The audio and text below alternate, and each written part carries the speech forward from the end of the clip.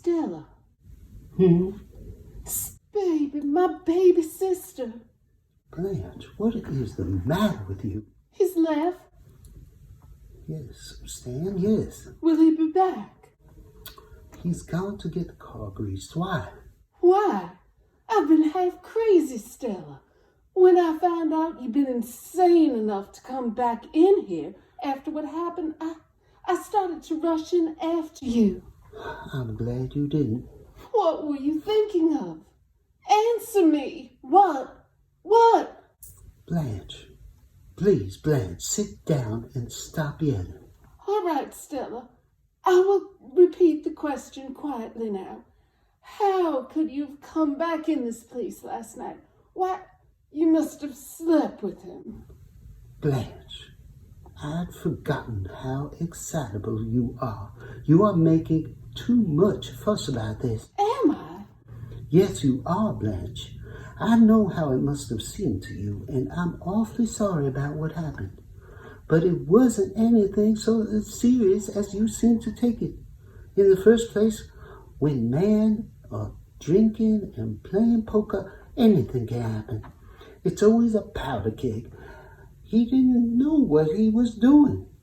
He was as good as a lamb when he came back, and he was really nice, very ashamed of himself.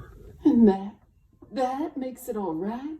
No, it isn't all right for anybody to make such a terrible row, but people do sometimes. Stanley always smashed things. Why, on our wedding night, soon as we came in, he snatched off one of my slippers and rushed about the place, smashing light bulbs with it. He did what? He smashed all the light bulbs with the heel of my slipper. And you let him? Didn't run? Didn't scream? I was sort of thrilled by it. Eunice and you had breakfast? Do you suppose I wanted any breakfast? There's some coffee left on the stove. You're so matter-of-fact about it, Stella. What other can I be? He's taken the radio to get it fixed. He didn't land on the pavement, so only one tube was smashed. And you are standing there smiling. What do you want me to do? Pull yourself together and face the facts. What are they, in your opinion? In my opinion, you're married to a madman. No. Yes, you are, and your fix is worse than mine is, only you're not being sensible about it. I'm going to do something, get a hold of myself, and make myself a new life. Yes? But you've given in, and that isn't right. You're not old. You can get out. I'm not in anything I want to get out of. What? Stella? I said I'm not in anything I have the desire to get out of. Look at the mess in this room and all those empty bottles. They went through 2 cases last night. He promised these parties, he promised to quit having these poker parties. But you know how long those such a promise is going to keep. Oh well, it's his pleasure. Like mine is movies and bridge. People have got to tolerate each other's habits, I guess. I don't understand you. I don't understand your indifference. Is this a Chinese philosophy you've cultivated? Is it what? This shuffling about and mumbling. 1 tube smashed, beer bottles, mess in the kitchen, as if nothing out of the ordinary has happened. Are you deliberately shaking that thing in my face? No. Stop it. Let go of that broom. I won't have you cleaning up for him. Then who's gonna do it? Are you? I? No, I didn't think so. Oh, let me think. If only my mind would function. We've got to get a hold of some money. That's the way out. I guess that money is always nice to get a hold of. Listen to me. I have an idea of some kind. Do you remember Shep Huntley? Of course you remember Shep Huntley. I went out with him in college and wore his pin for a while. Well, I ran into him last winter. You know I went to Miami during the Christmas holidays? No. Well, I did. I took the trip as an investment, thinking I'd meet someone with $1 million. Did you? Yes, I ran into Shep Huntley. I ran into him on Biscayne Boulevard on Christmas Eve, about dusk, getting into his car. Cadillac convertible. Must have been a block long. I should think it would have been. Inconvenient in traffic. You've heard of Orwell's. Yes, remotely.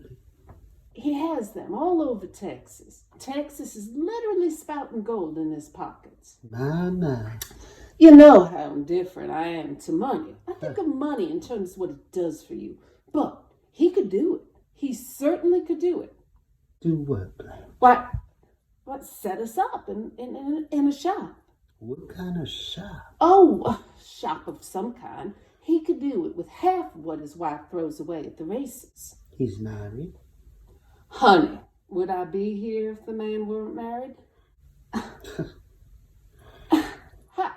How do I get Western Union? Operator, Western Union. That's a dial phone, honey. I can't dial. I'm too... Just dial O. Oh? Yes, O for operator. Give me a pencil. Where's a slip of paper? I've got to write it down first. The message, I mean. Let me see now. Darling Shep, sister and I in desperate situation. I beg your pardon. Sister and I in desperate situation. We'll explain details later. Would you be interested in...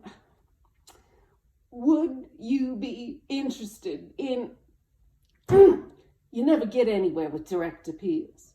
Don't be so ridiculous, darling. But I'll think of something. I've got to think of something. Don't laugh at me, Stella. Please don't. I want you to look at the contents of my purse. Here's what's in it. 65 measly cents in coin of the realm. Stanley doesn't give me a regular allowance. He likes to pay bills himself, but this morning he gave me $10 to smooth things over. You take 5 of it, Blanche, and I'll keep the rest. Oh, no, Stella. I know how it keeps up your morale, just having a little pocket money on you. No, thank you. I'll take to the streets. Oh, talk sense.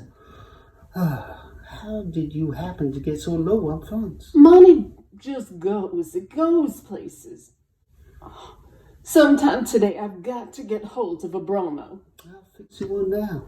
Not yet. I've got to keep thinking. I wish you'd just let things go, at least for a while. Stella, I can't live with him. You can. He's your husband. But how could I stay here with him after last night, with just those curtains between us? Blanche, you saw him at his worst last night. On the contrary, I saw him at his best. What such a man has to offer is animal force, and he gave a wonderful exhibition of that. But the only way to live with such a man is to go to bed with him, and that's your job, not mine. After you've rested a little, you'll see it's going to work out. You don't have to worry about anything while you're here. I mean expenses. I have to plan for us both, to get us both out. You take it for granted that I'm in something I want to get out of. I take for granted that you still have sufficient memory of Belle Reve to find this place and these poker players impossible to live with. Well, you're taking entirely too much for granted. I can't believe you're in earnest. No. I understand how it happened a little. You saw him in uniform, an officer. Not here, but... I'm sure it would have made any difference where I saw him. Now, don't say it was one of those mysterious electric things between people. If you do, I'll laugh in your face. I'm not going to say anything more about it. All right, then don't. But there are things that happen between a man and a woman in the dark that sort of make everything else seem unimportant. What you are talking about is brutal desire. Just desire. The name of that rattle-trap streetcar that bangs through the corridor, up one narrow old street and down another. Haven't you ever ridden on that streetcar? It brought me here, where I'm not wanted and where I'm ashamed to be. And don't you think your superior attitude is a bit out of place? I'm not feeling or being superior at all, Stella. Believe me, I'm not.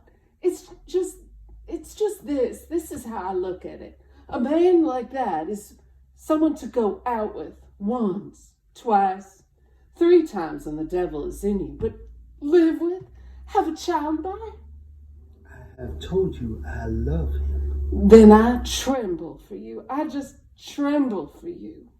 I can't help your trembling if you insist on trembling. May I speak plainly? Yes, do. Go ahead, as plainly as you want to. Well, if you'll forgive me, he's coming. Why, yes, I suppose he is. Suppose? You can't have forgotten that much of our bringing up, Stella, that you just suppose any part of a gentleman's in his nature. Not one particle, no. Oh, if he was just ordinary, just plain but good and wholesome. But no, there's something downright bestial about him. You're hating me saying this, aren't you? Go on, say it all, Blanche. He acts like an animal, has an animal's habits. Eats like one, moves like one, talks like one. There's something subhuman, something not quite to the stage of humanity yet. Yes, something ape-like about him, like in one of those pictures I've seen in anthropological studies. Thousands and thousands of years have passed him right by, and there he is, Stanley Kowalski, survivor of the Stone Age, bearing the raw meat home from the kill in the jungle. And you here, waiting for him. Maybe he'll strike you, or maybe grunt and kiss you. That is, if kisses have been discovered yet. Night falls, and the other apes gather, there in the front of the cave, all grunting like him, and swilling and gnawing and hulking.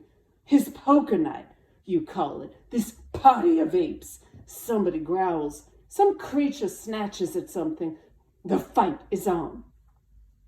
God, maybe we are a long way from being made in God's image, but Stella, my sister, there has been some progress since then. Such things as art, as poetry, and music.